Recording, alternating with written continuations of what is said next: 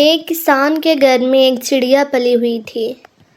وہ انسانوں کی بولی جانتی تھی اور جو کچھ دیکھتی تھی وہ بیان کر دیتی تھی۔ کسان اس کو بہت پسند کرتا تھا اور وہ بھی کسان کے گھر میں بہت خوش تھی۔ ایک بار کسان کا ایک دوست اللہ بخش دوسرے گاؤں سے اس کے ہاں آیا۔ اصل میں اللہ بخش نے اپنے دشمنوں سے ڈر کر کسان کے ہاں پناہ لی تھی۔ کسان نے چڑیا کو سمجھا دیا، اگر کوئی پوچھے بھی کہ تمہارے ہاں کوئی مہمان آیا ہوا ہے تو اقرار مت کرنا۔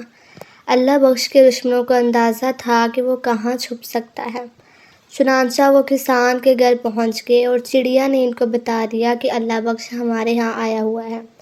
اب کیا تھا، دشمن گھر میں گھس آئے اور اللہ بخش کو کھینچ کر لے گئے۔ کسان کو چڑیا پر بہت غصہ آیا۔ اس نے چڑیا کو مار کر گھر سے نکال دیا۔ چڑیا ماری ماری پھرتی رہی۔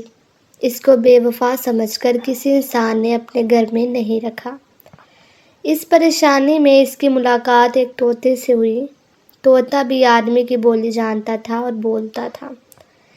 چڑیا نے کہا کہ انسان بے وفا ہوتا ہے اور اپنی کہانی سنائے، اور طوطے کو مشورہ دیا کہ وہ کسی انسان کے گھر میں نہ رہے۔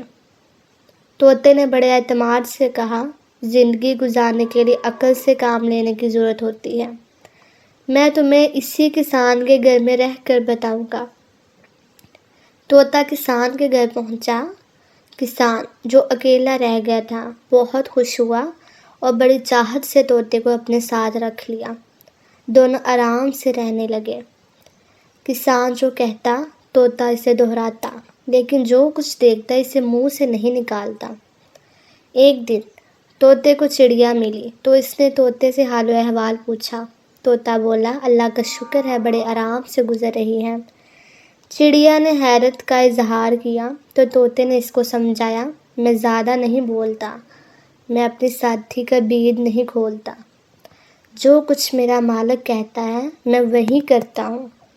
چڑیا نے کہا، ابھی کتنے دن گزرے ہیں، ابھی تو تمہاری آؤ بھگت ہو رہی ہے، دیکھنا ایک دن کسان تمہیں نکال باہر کرے گا۔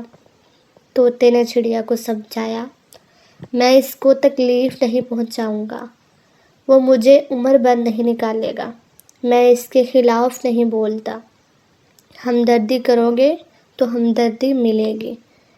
اب چڑیا کی سمجھ میں طوطے کی بات آ گئی اور اس کو اپنی غلطی کا احساس ہو گیا۔ واقعی طوطا اور کسان زندگی بھر ساتھ رہے۔